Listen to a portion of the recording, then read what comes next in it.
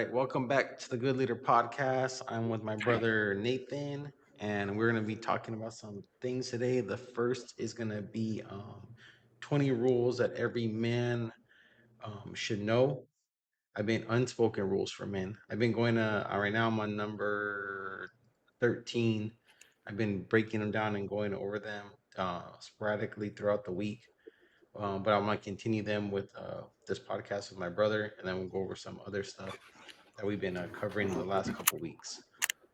So number 13 is listen, nod, and most of all, make eye contact. Active listening and nonverbal engagement are crucial for effective communication. They show that you value and are attentive to the speaker. Um, what I take away from this is kind of what I see a lot when people engage with people now is being on the phones. Um, Even myself, I have to make sure that I don't do that whenever I'm talking to someone. I don't try to be on my phone because I feel like I'm not paying attention to them, or I'm distracted, or I have my mind on other things, and I think that makes whoever the person is that's talking to you feel like you're not really valuing whatever they're actually trying to tell you, which can be important and you can miss it if you don't actually pay attention. What do you think, Nathan? I 100% agree with that. I know for myself, and I think for most people, eye contact is a very intimate thing. It's a very exposing thing. But once you do make it and you keep it with the person you're talking to, it lets them know they have your undivided attention. You are 100% in this conversation. You're not on your phone. You're not thinking about what you're going to be making for dinner or what errands you're running after this conversation. You are 100% focused in on whatever they have to say, and you are ready to respond in an active way, not just saying the usual, oh, that's cool, or like, yeah, totally. Just having an active response where you've actually thought about what they're saying. You're waiting your turn to respond with an opinion or a different perspective or playing devil's advocate. I 100% agree with that, especially on a one-on-one meeting, um, in a professional setting. I remember whenever I'd get called in to go talk to either my supervisor or my flight chief, my flight commander, or sometimes even my squadron commander. I would always be present in the conversation, make eye contact. I think the one place where I'm really glad that I had learned to do that and not feel uncomfortable about it was I briefed a three-star general, General Beale, up at Fort Drum. He was at the time the Army base commander for Fort Drum, for the 10th Mountain Division, and he came into the talk and and around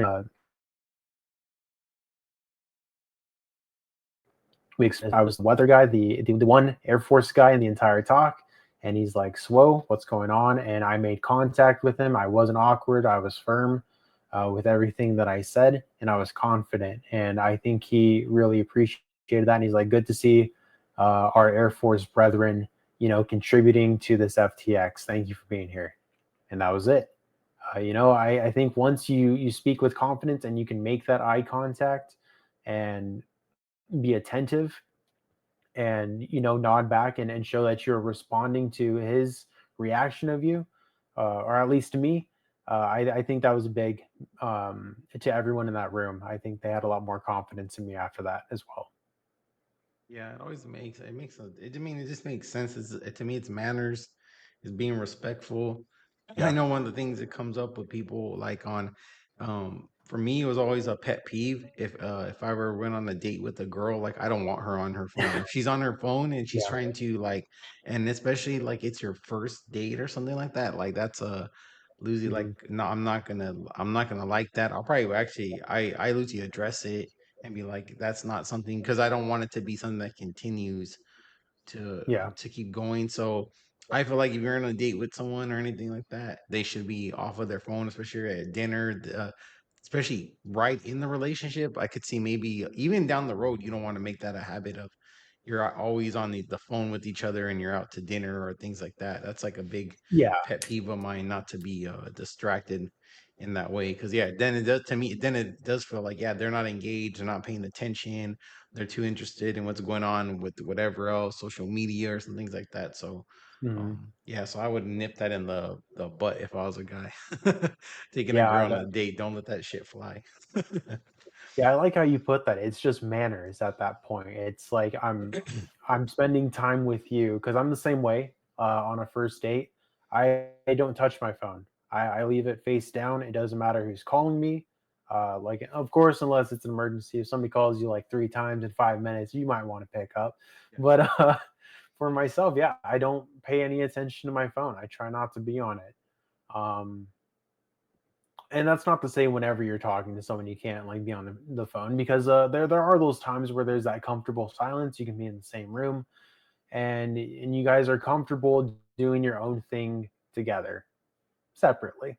But yeah, I 100% agree with you on that. Okay. Hey, do you want to go into the next thing, the wild at heart stuff? Yeah. So on our last podcast, I think it was about 3 weeks ago now, maybe a month. It's been a bit. I mentioned that we are going through a book. It's called Wild at Heart. It's by a man named John Eldridge. He wrote this back in the 90s and he has been updating it ever since. And I think it's still very pertinent uh, to men today. Issues with men have been going on for a while. I think the decline of masculinity and manhood uh, has started probably within the 18th century. Once things started getting a lot easier with the industrial era, and then man started losing his place as both like the provider with a set purpose of taking care of his family, because things started getting um, so we are in the second session of this book, and John Eldridge he he says that something that can sorry, potentially affect is poser, especially to other men. Men can see when other men are fake. I can see it. I can see those who play the victim card. Uh, they just don't come off as genuine. A lot of the characteristics that they might display to others, they come off as unnatural. And so John Eldridge poses to us that these men are posers, but not in the way where he's calling them out, but it could be in the way where they are afraid. And the first example of this he brings is in the book of Genesis, chapter 3, when God comes down to the Garden of Eden, and this is after Adam and Eve have both eaten from the fruit of the knowledge of good and evil. And God comes down and he's God. He knows where everyone is, but he asks the question. He says it aloud. He says, "Where are you?" And Adam, he comes out of the shade or the trees wherever he was hiding, and he explains to God, "I heard the sound of you in the garden. I was afraid because I was naked and I hid myself." And it shows that eating from that tree exposes to Adam that he was naked, that he had done wrong, and that then needed to hide himself. That there was something about himself he did not like, and he was ashamed of. And so John pushes this to us, the reader, saying, "Is there something in your life that you are ashamed of, and you have to hide it away? Do you have to pose to be this strong, masculine, larger than life individual? Um, but deep down, or behind the facade, that you have this mask that you've made for yourself, are you actually a little frightened? Are you scared?" And he brings us into his own personal experience. He has a friend named Bart. His friend is a little older, probably in his 70s, and Bart says that his dad was a Korean War veteran. He saw some stuff over there. When he came back home, Bart was only, a child, 8 or 9 years old. And he said that his dad didn't like to talk about anything that happened during the war, and he never felt like he could please his dad or get his dad to recognize him. And it wasn't until he was about 15 years old, he took a job on a construction site. And he said he worked that job for a week, and he worked so hard just to make his dad proud. And his dad finally said at the end of the week, "You did good work." And so that is what Bart thought he had to do for the rest of his life. He had to work himself to death in order to make his dad proud of him. And then he shares, uh, that he doesn't feel like he's a manly man. He rides motorcycles. He works on cars. He's a pilot. He does so many things that would be associated with masculinity and manhood, and that he is just the biggest, manliest guy on the block. But deep down, he doesn't feel like it. He never got that recognition that he feels like he needed as a boy, uh, to become the man that he needed to grow into. And so John Eldridge, he poses a couple of questions to us, the reader. And so I want to ask that to me and my brother John. It says, early in life, we learn what the world wants from us and what it doesn't like. That's posed to us as men. Where did you receive recognition early on as a boy? And how did that shape what you pursued and what you left behind? So I'll go first with that one. I recognized as a boy that people liked when I made them laugh. I know that's something that everybody likes. I like the feeling.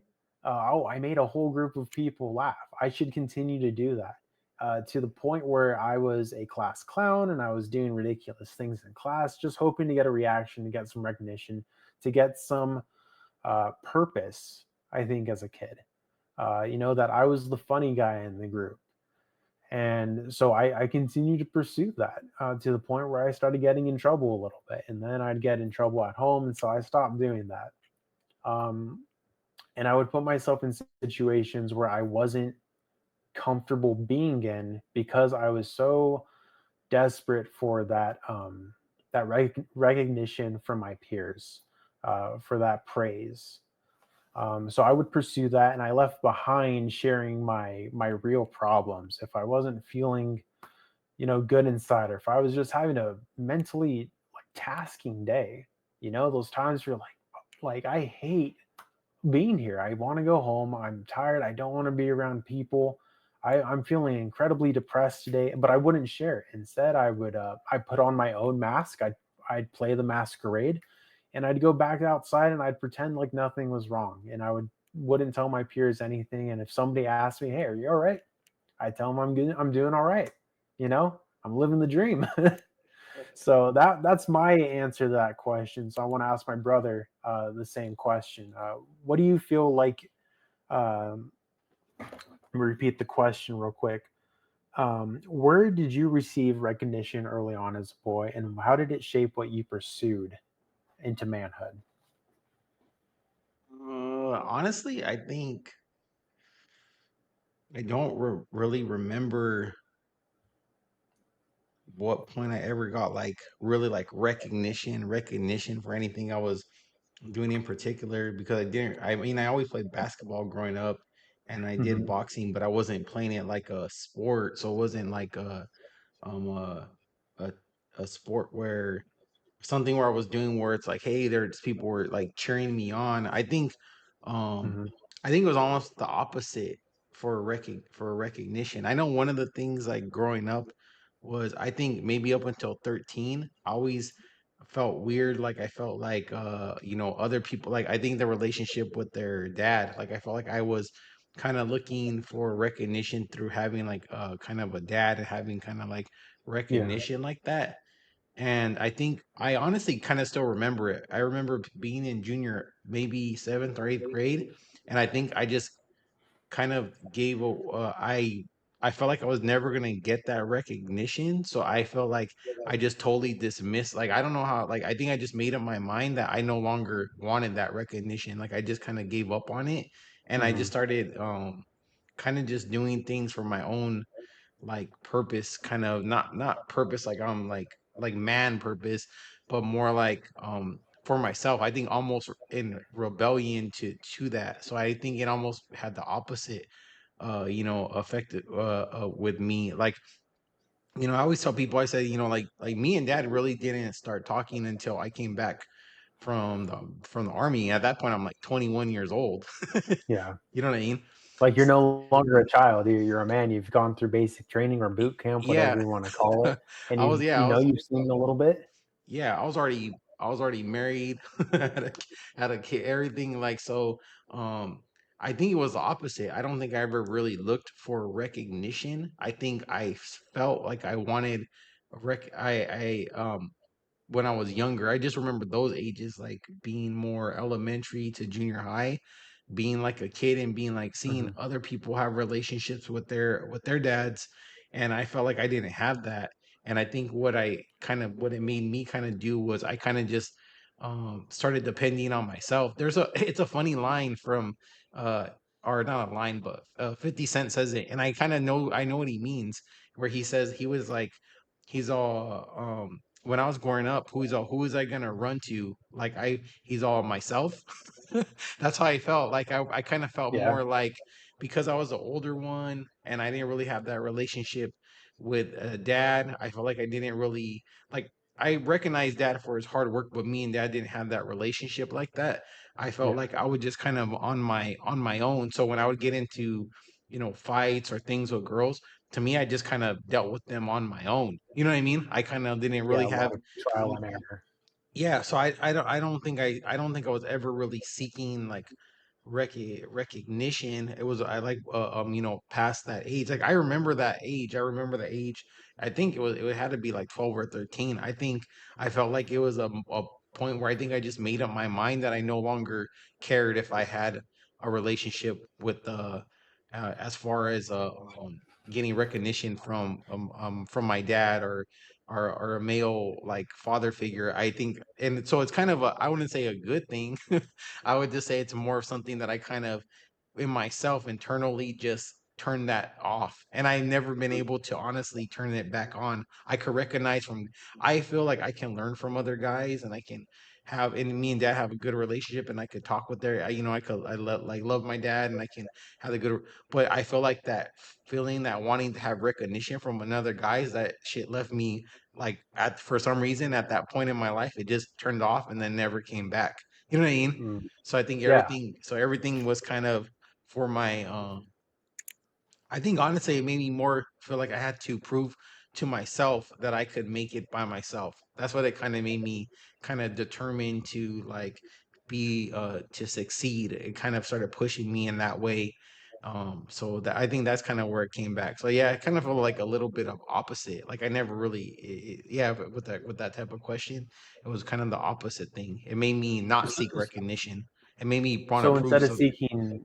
instead of seeking outside validation, you found validation from the things that you did for yourself. Yeah, like yeah, that's kind of what it was. Like that's why like all my friends when we were in high school, they all went to the Marines. Like my friend Eric that's been on the podcast, he went to the Marines. Like 4 or 5 of my friends all went to the Marines like a year Mhm. prior to me going to the army.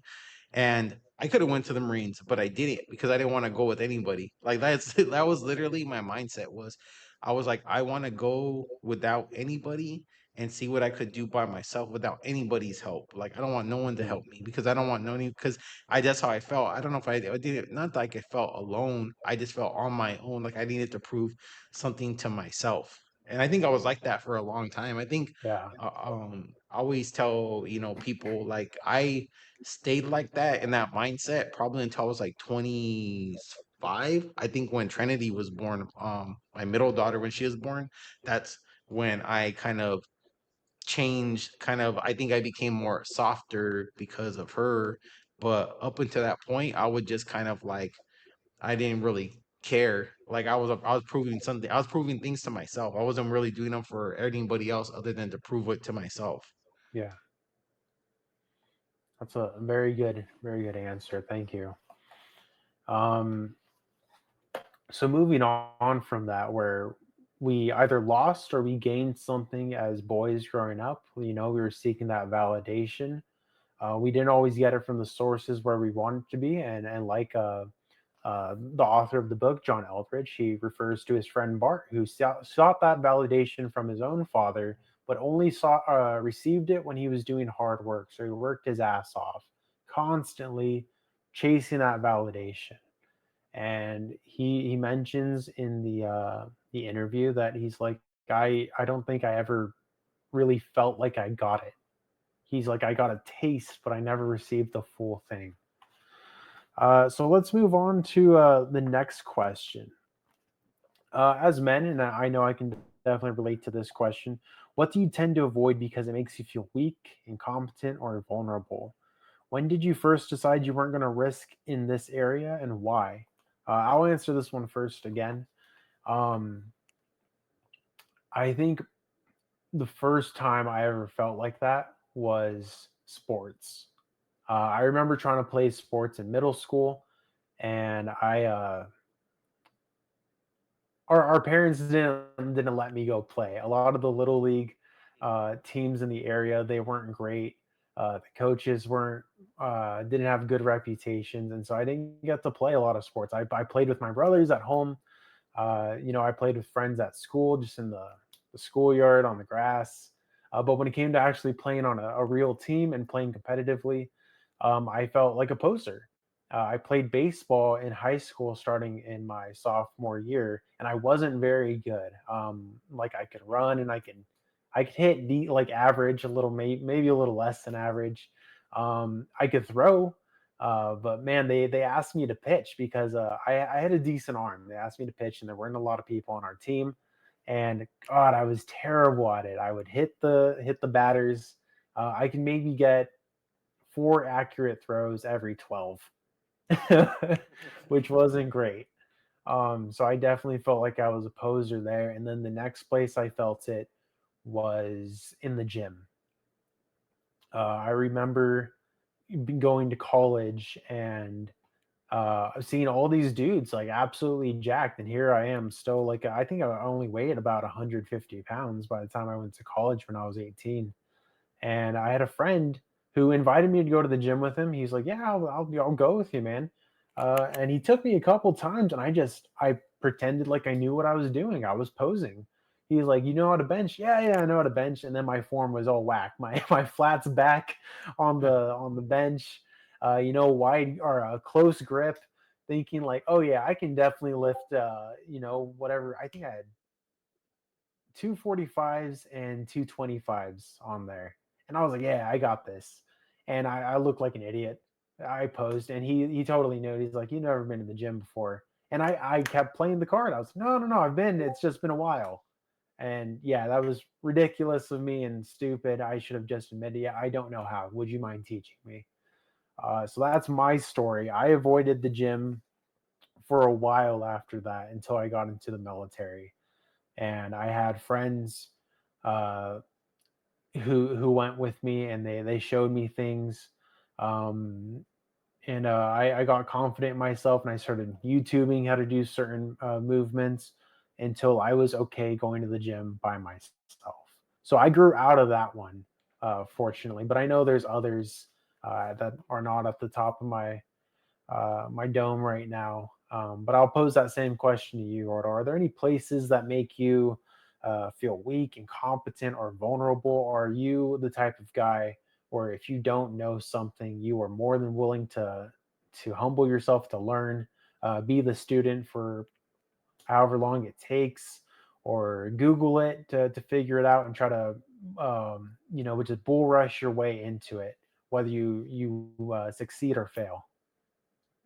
I'm probably the opposite. I've never really been afraid to not learn, like to ask for people to help me so I can learn stuff.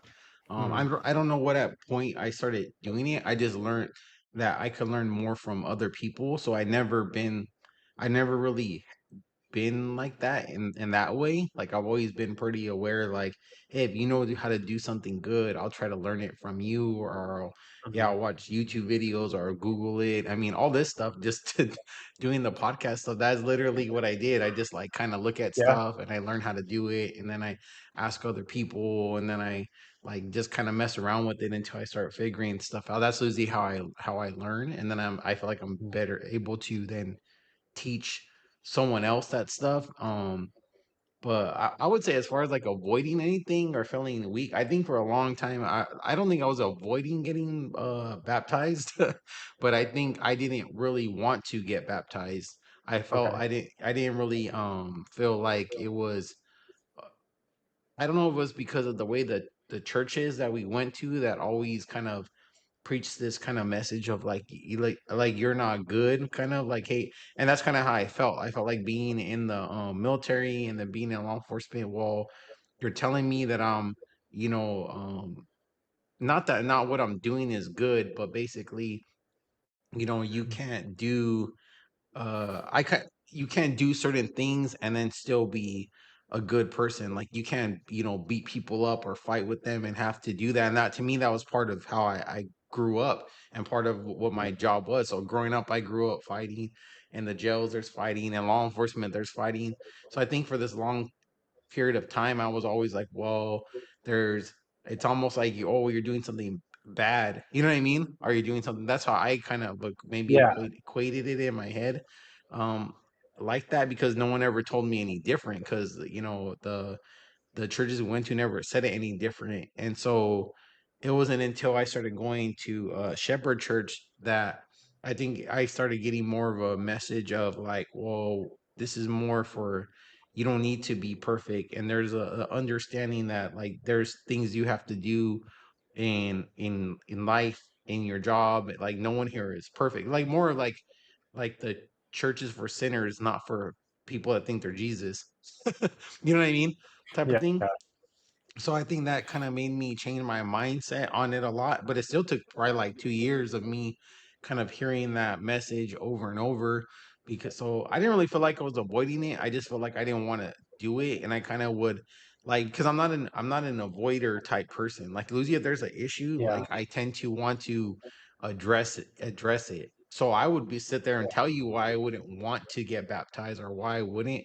And if people kept bugging me about it, then I would kind of get more turned off to doing it. So I kind of just Mhm. gave myself time to do it on my own because mom would always bug me about it and do things like that. Of So course.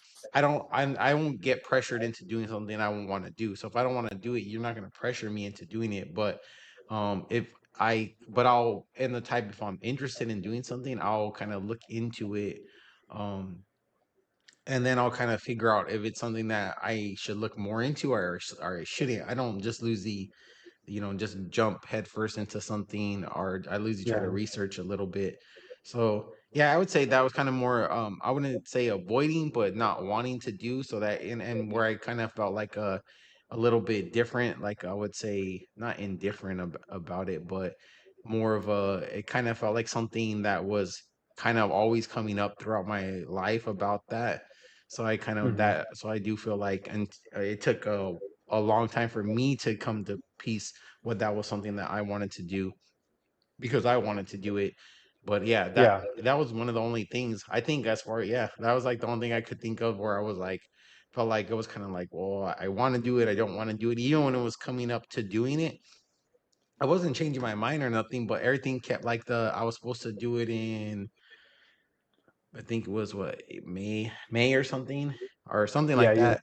telling me about that. Yeah, and then the lady called me and she was like, "Well, we want you to come to this earlier service," and it was like the day before, and I was already like, "Well, I don't know." It was like like kind of like scheduling kind of like conflicts, and then finally I was like, "Well, what's the next one?" And it was like I think end of June or something. I can't remember the exact date, but I was just like, well, I'm gonna just do that one, and then I was just gonna, and then so once I knew the date was coming, then I just was like, then I was okay with it and kind of committed to doing it.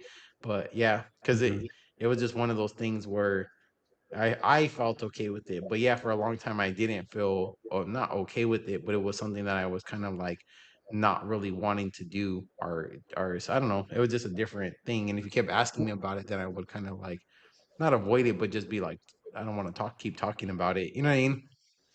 It sounds like a internal struggle of coming to acceptance because in John chapter 3, when Nicodemus comes to Jesus that night and he says, we know you are a teacher sent by God. And then Jesus it goes into the talks of baptism. He says you must be born of both water and spirit. So it's very clear that Jesus says, hey, yeah, you do need to be baptized. But like all things, when it comes especially to your faith, and my faith in Christianity, um, it has to be genuine. It can't be forced. It can't be relying on your wife or your parents or your brother or your sister or a friend. You can't rely on their faith. It has to be yours. So you have to make the decision of wholeheartedly being uh, into. All right, I need to be baptized with water and spirit. I need to walk this path for the rest of my life. I need to stay with it because, and like you were saying, I like that you mentioned that actually that some churches they say like if you're a part of certain things or if your job or your personality is like that then you can't be a part of the church, like they want you to be almost like a passive man.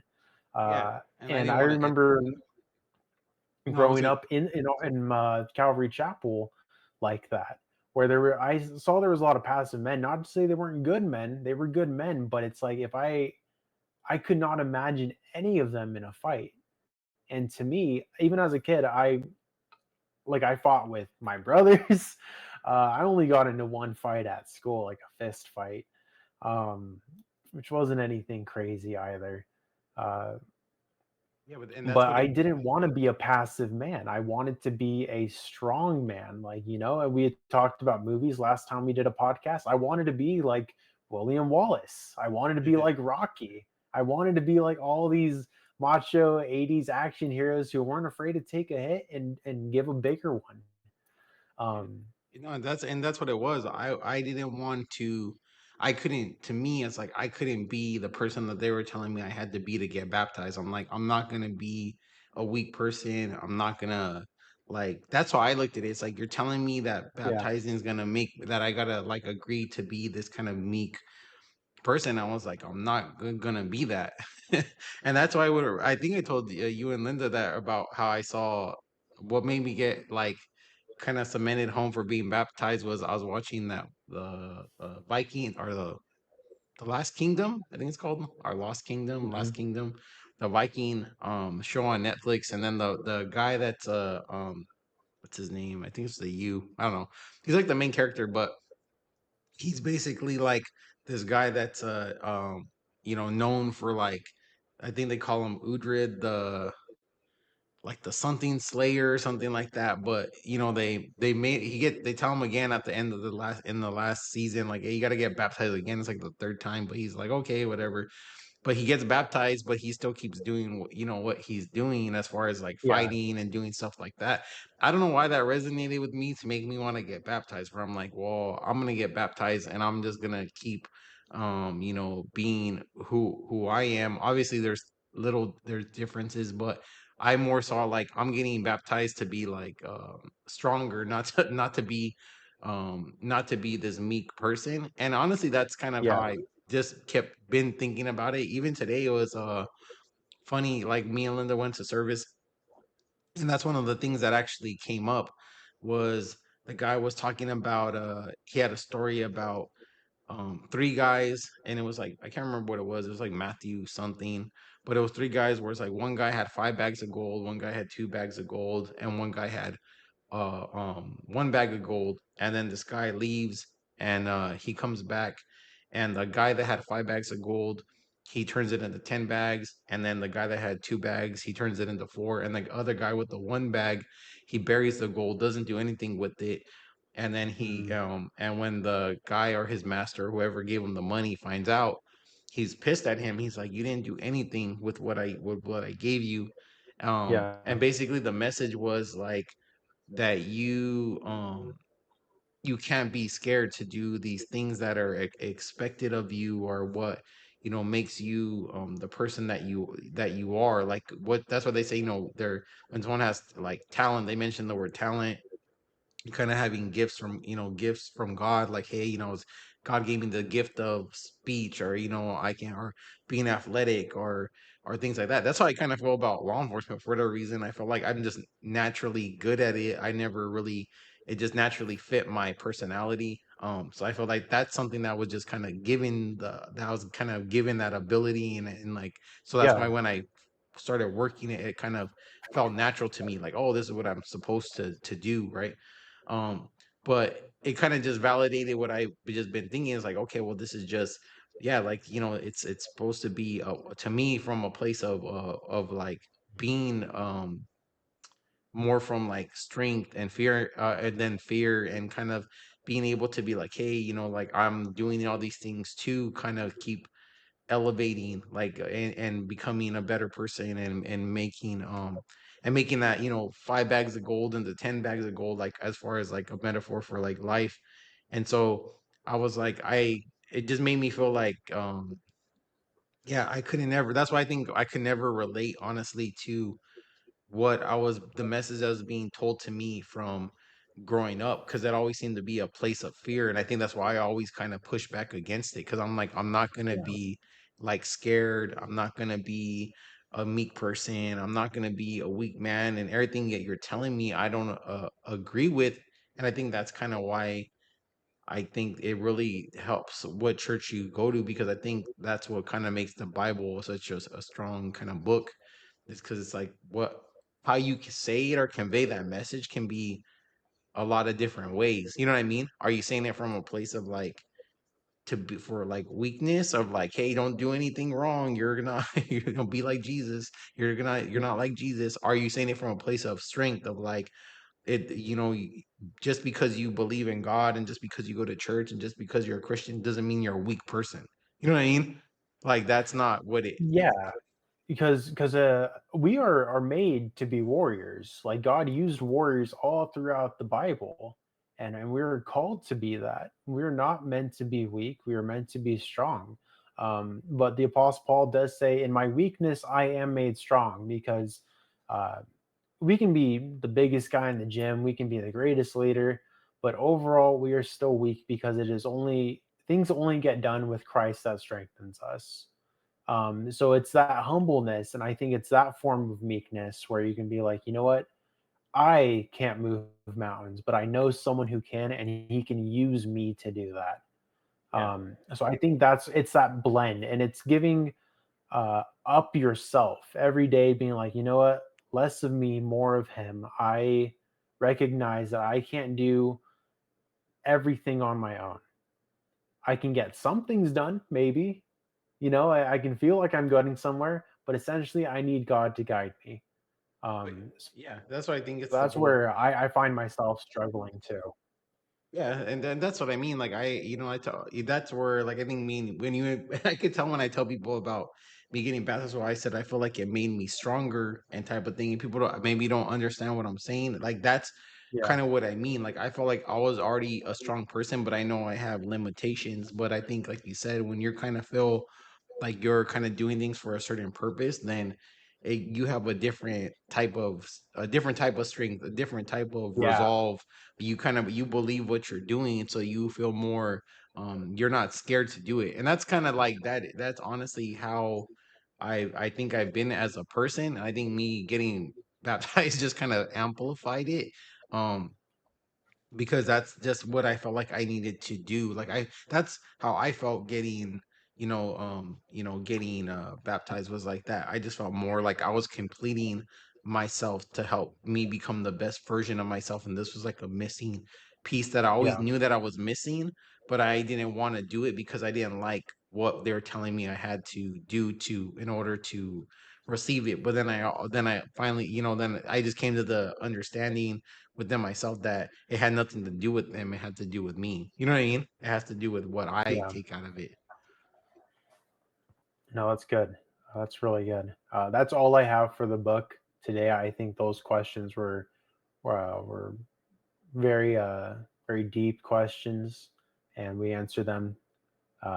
Well, I answered mine vulnerably. So yeah, if there's anything else you'd like to share, uh, go for it. Uh, no, I could do the stoic, the stoic principle, and then, yeah, let me see.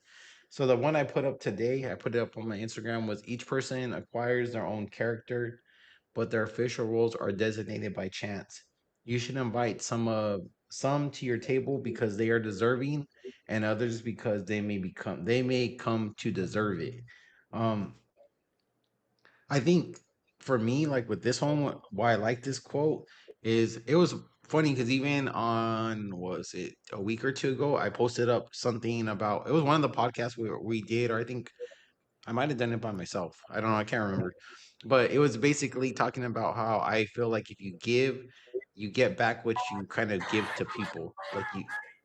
Like you end up kind Yeah. of it kind of works where you kind of when you give when you don't have anything, then ultimately all these things kind of return to you at some point. um you don't know what it's gonna what form it is or what form it isn't. And it was funny because I remember this particular comment from this guy where he said, no it doesn't, like it was something like that to that effect. And I'm just like, um I didn't argue with them or anything like that. I think I just liked his reply or something. But Mhm. I still, believe that. I still believe that, those people that say it doesn't is because I feel like when you're in a negative place and you see things in a pessimistic point of view, like everything is negative, an Mhm. opportunity could be in front of you, but you're not going to see it because you're so blinded by your own negativity or Yeah. whatever that it doesn't you don't see the opportunity. You don't see the ability to win because you're too busy thinking about what you're losing. And Yeah. I feel like especially, this year and other times in my life is like not the first time where it's like if I when I've had to face like adversity because I always look for the more positive end of it, like what can I learn from this? I feel like it's always allowed me to succeed, and I never have not have let that stop me from you know helping other people. And that's where I think you don't really know how that plays into everything that's um into the bigger picture of things. And and I see it all the time, like literally all the time. Like I think the day that I posted that, I was talking about how um I was talking to this kid about who needed help with some training stuff, and I gave him some advice. And Mhm. then I got a call and got some good news about that stuff. And then today there was a guy that I had talked to about giving him one of the shirts for like the for the clothing brand. And Yeah. I already had it. I had it for like literally a month in my car. And when I seen him, I was like, hey, I got the shirt. I'll give it to you. And I gave it to him. And then he was like, oh, bro, I owed you money. I'm like, you didn't give me no money. But he was like, no, no, I'm going to give you money.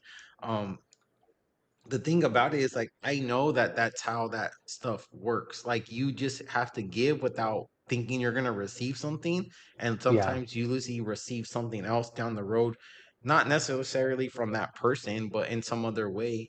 And I think that's kind of I've seen it. I've seen it happen. I know that's how life works. That's how good deeds work. This and that. I think when people say that, like that guy, I almost feel bad for them because it's kind of like it tells me that you're in such a negative space that you're not learning the lesson. So that's why you're not really seeing what maybe like blessings or things that you're getting out of it. I just watched this movie called Monkey Man, and he like Oh, I saw that. That's a good yeah, movie. he gives him some kind of like dust. I don't remember, but he tells that guy that line something like the pain will stop when the lesson is learned or something like Yeah. that. That's literally how I feel. Like if you haven't learned the lesson and you're like super negative and not understanding that you need to help people even when you don't have shit, like that's Mhm. like then the pain's not gonna stop. Like you know what I mean? Like you're gonna keep going down and down and down and down until like you understand like you need to give without thinking about what you're gonna get. And that's just the way it works. And the guy at church, he had a good story about it because he was talking about um I don't know where he's originally from, but it was like they had a blackout and it was cold, something like that, and they were burning stuff for like fire because it was getting so cold. So Mhm. I'm assuming the East Coast or somewhere, maybe the Midwest. But his friend called him and told him, say, hey, I got some tree fell down. You can chop it up. You can take it for wood if you need some. So he went, got the wood, this, and that. And then he's taking the wood to his house, and some other family stopped by and they needed wood. But he's all, I didn't offer them anything because I kept thinking, oh, my family needs all the wood. You know what I mean? So he didn't give them anything.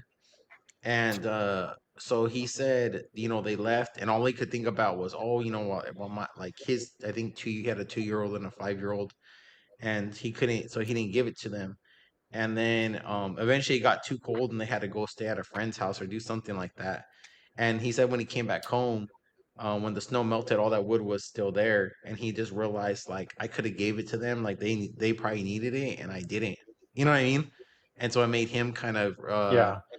realize like, like, hey, this is not like, what you're supposed to do as a person. Like I could have gave him a little bit of the wood. I like here I am with now all Yeah. this wood.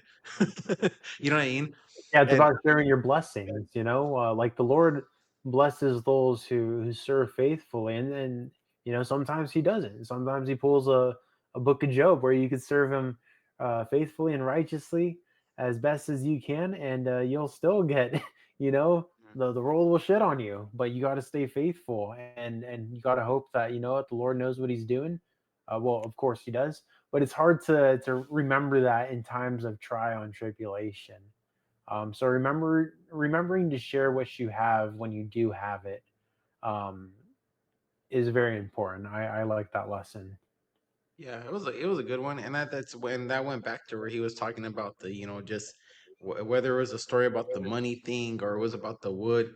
He went back to the basically, having faith in, hey, like I'm gonna do something with this money and it's gonna come back to me. I'm gonna give this Mhm. wood away and to these people that need it, and this may come back to me. And that's where I think people kind of always um, get don't understand, like, you hoarding everything doesn't make you you know a better person. It just means you have more of something. But I guess, like, it's like they always say, you can't take it, when you die you're not going to take it with you. And Yeah, it was funny, he had a list of the order of things of that are losing importance to people. I can't remember what he called them, but like the first one was like people financial, it was like physical, it was your relationship with people, your intelligence, and then spiritual.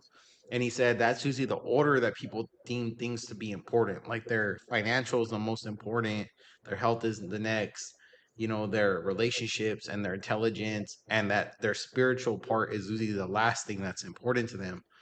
yeah, But I always have told people, I'm like, if you don't believe in anything, you fall for anything, pretty much. And I think that's kind of why we're in the predicament we're in with politics. I've been telling people this about the whole thing with, because whether it's like Trump and Harris and this, uh what I tell them, I kind of look at it as like, if your beliefs don't align with your politics, then you shouldn't be believing in those politics. Your politics should not define what you believe in. You know what I mean? yeah. And that's why I No, think that's people are. That's why I don't even like, to me, if you're Catholic or Christian or anything like that, the if their politics don't align with what you were raised or taught or you believe in every day, like if you're supporting that, then you're confused. You know what I mhm. mean? Because Yeah. that's No, I that agree. yeah, and that's kind of the way like it doesn't even make sense to me. Like that's even a discussion with some people, but I think it's just them again, like the guy who buried the gold. To me, they're afraid, and I'm not saying like they're chickens or anything like, but they're afraid of going against the grain or telling like Mm. they like they're the people around them, like, hey, I don't believe in the same thing you do. And that's kind of why I've been more vocal about it. Like that's why I've been more vocal about it, like on Instagram and TikTok and even on the podcast, because I feel like um to me that's kind of the part of me getting even like the baptized thing. Like I think I always never really been an afraid person. I feel Mhm. even more like this is wrong. Like our, a lot of the policies and things that they're trying to push are wrong for our kids, they're wrong Yeah, a lot of for. conviction. Yeah, so I feel even more like, oh, I'm not afraid. Like I'm not gonna back down or say anything about it. It has nothing to do with like political things. It has to do with like, hey, this is what I believe in. This is the way I was raised, Yeah, it's a and what. moral thing. Yeah, it's a moral thing, and that's why I think people are like, where I'm kind of confused about. It's like it's not a political thing. It's about what do you believe in, and I think like that guy said, people are confused. They think they go in that order: the financial, the health, all that other stuff, and not realizing, well, at the end of the day, what were you taught to believe, and are your beliefs aligning with what you are politically supporting? And if they aren't, then you need to do some fucking soul searching.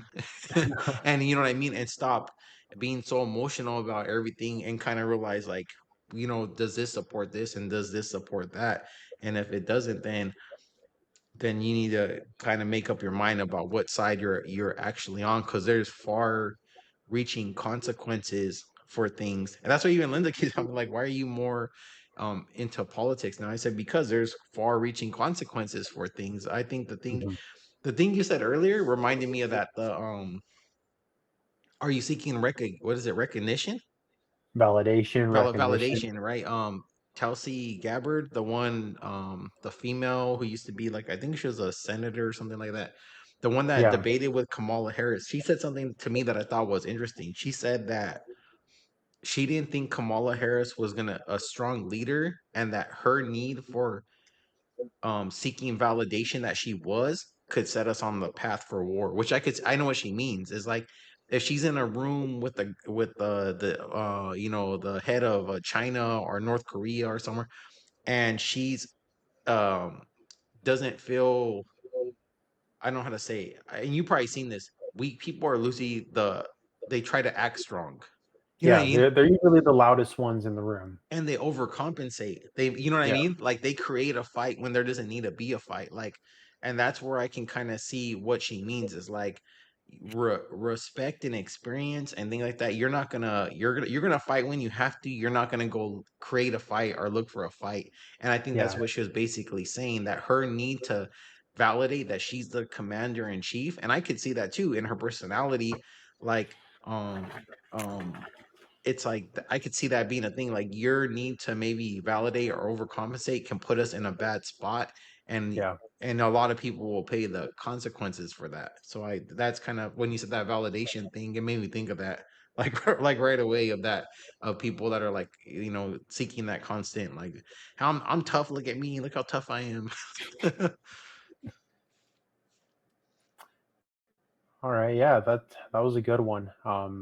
I understand. I like that you connected it to a lot, to both faith, politics, and just where your moral compass will lead you, and that those need to be aligned, uh, jointly. Like they can't be separate. Your faith can't be your private personal life, and then you live a totally separate one. And so, in order you're not offending friends or family, um, or the people that you work with, um, it says in the book of Revelation that, or maybe it's not the book of Revelation. I think it might be First Timothy or First Corinthians. But that good will be seen as evil, and evil will be seen as good. We can't allow evil to rejoice, and we can't let the government define, what is good and what is right, or what is wrong and what is right, because they're fallible, they're human. Who are they to decide what is right for everyone? We don't see on the same level. It's like what George Orwell wrote in the book 1984. If you don't know what that book is, it's a dystopian future, uh, basically where the entire world is a totalitarian dictatorship under a uh, this government that controls the lives of all its people. It's almost what modern day England looks like, where they are taxing the hell out of you. They are reading what's on your social media. They constantly are spying on you. And if you don't fully agree with the party, then you were taken away and you were molded to agree with the party. And George Orwell has a quote that says, uh, the party commanded them not to believe their eyes or ears. That was their final and most essential command. And the way that I take it is, especially with Kamala Harris right now, her campaign is suddenly just blown up out of nowhere. She suddenly has support from every corner of the nation. Um, but if you look at some of the pictures that her campaign is posting, where it shows crowds and crowds of people, or where it shows her filling up stadiums, they're all highly doctored, or she has curtains covering off the rest of the stadium where it shows she doesn't have a lot of people, she is exaggerating. They're using clever camera tricks and even AI uh, and Photoshop to edit people within there and make it look like she has way more supporters.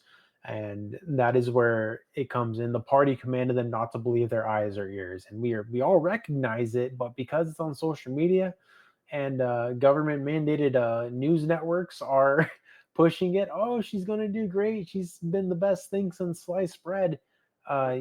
People are actually believing it, unfortunately, and I don't think she is a strong leader at all. People that have worked with her have already commented that she is incompetent, and it's only through the backs of those that help her that she's gotten anywhere. Um, I I think that's a good place to end it right there. I think that was a this was a good discussion that we had. Yeah, no, I agree with you. I think it just comes back again to that the faith over fear thing, because people have said the same thing to me. They're like, "Oh, come on, Kamala Harris is rallying her." I'm like, no, she's not. Like She's not. they're pushing out that message to you because they want people to see it and then get this discouraged. I said I'm not like that. I said I've been in too many real life fights and situations though that people that um they want you to believe something so that way you kind of like lose heart or you lose Mhm. resolve. And I'm like, and I said I'm not that person. Like you have to have a heart, you have to have resolve, you have to understand the vision. It's like I don't give, like, it's like a fight, right? It's like if you, I want people to think of it like this, right? You're supposed to fight someone and they say, oh, they're gonna bring 10 of their friends and they're gonna come and they're gonna beat the shit out of you and they're gonna do this and that. And some people, that's enough to be like, "Oh, well, I'm not gonna show up now. I'm Yeah, scared," no. right? But if you Yep. have heart and you have resolve, it's like let them bring who they're gonna fucking bring. I'm still gonna show up and I'm still gonna fight and we're gonna see. And then you get there and guess what? It's just them. You know what I mean? Yep. Just Or they yeah, don't even know 10 people. yeah, they don't even, and that's what it is. It's like they're trying to beat you with mental games. And the thing is, you just have to, in general, I think the community that wants things to be better. I like what the it wasn't Tulsi Gabbard that said it, something he said like the American first, and having and people that want that know the difference between right and wrong have to not Mhm. get lose heart or lose their Yeah. resolve to understand like all we have to do is stay on course, vote, and stick by what we're planning to do, and don't get like you said, don't believe everything that you're reading and hearing. Do your own research, and at the end of the day, you have to Yeah. have faith. You have to have faith in your own plan. You have to have faith in the plan that's Mhm. kind of laid out, because that's how they make a team fall apart, is by just basically throwing out misinformation, and everyone starts getting all panicky. And that's like, Yep. again, that comes down to like the whole good leader thing. You have to have people around you that are like, no, like calm down, like it's not like that. And even if it's a tougher fight than it is, we're still gonna win. That's just is what it is. Yeah. You know what I mean? Like, Make rational decisions off of good information. yeah, that's it. Don't lose heart. Stick to your guns. Keep your morals strong. Make sure that they're aligned with what you know to be good and true. Yeah, we could end it up right there. So, when we put out the podcast, if you look in the corner, it should be, you can follow us on Good Leader on Instagram 805, Good Leader on YouTube 805. We need more subscribers. Goodleader.shop for any type of merchandise that we're pushing out. Support us, because Mhm. I know a lot of the algorithms are not supporting men that are talking about men's stuff and men's Yeah. health, and we're talking about things to do with just the Bible and hard questions and politics and things like that. So they would rather you look at someone make avocado toast and and then scrambled eggs or some random shit like that. So follow us, support us, and we'll keep putting out the message.